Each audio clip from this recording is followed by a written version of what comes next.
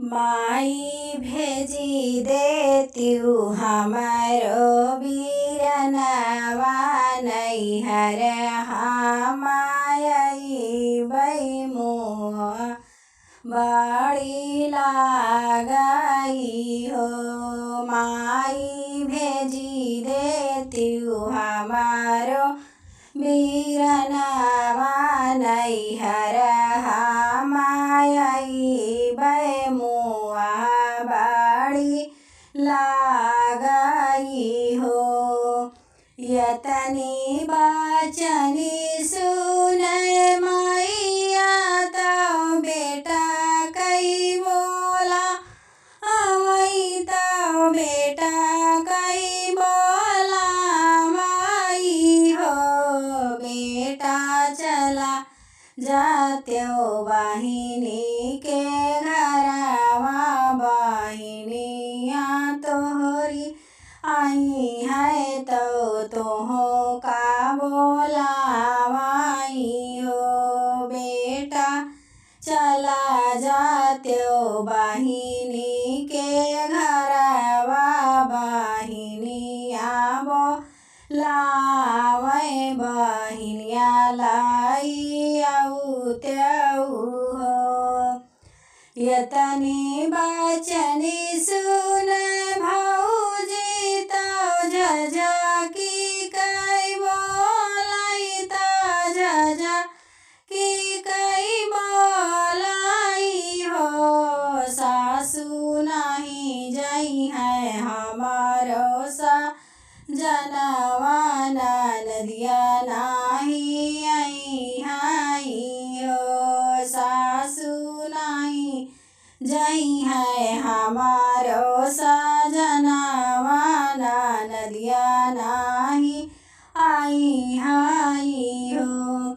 यतनी बचनी सुन मैया त मनवा दुखित भय बेटी से बोलाई हो।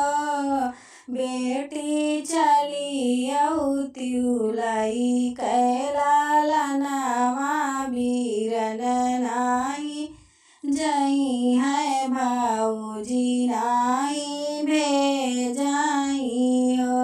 बेटी चली औत्यू लई कैलालनवा बीरन नाही जई है बहुआ नाही भेजाई हो। यतनी बचनी सुनी बेटी तो ललना उठावाई हो।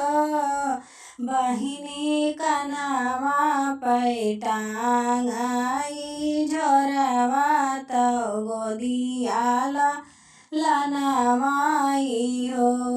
बहिनी चल दीही तपती डगरिया नैहरवा में पहुँचै दुअरवा पे पहुँचाई हो। अंगने ही बाटियू मोरी भौजी की बाटियू रसोइया की बाटियू रसोइया हो। भौजी बुनाए का पनिया पियऊ त्यू ललन मोर पियासने हो। भौजी बुनाए का पानिया पियऊ त्यू ललनवा मोर पियासन हो। रसरिताए नदी टूटी गईले घैला ता फूटी गईले घैला ता फूटी गईले हो।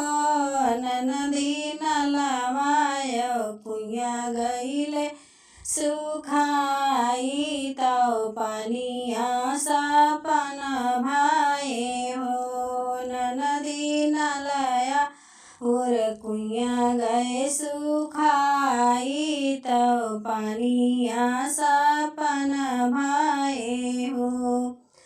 तू ही मोरी भौजी से भौजी तू ही न मोरी भौजी हो भौजी टुका भर रोटिया खियौती ललनवा खान बाटे हो भौजी टुका भर रोटिया खियौती ललनवा खान बाटे हो।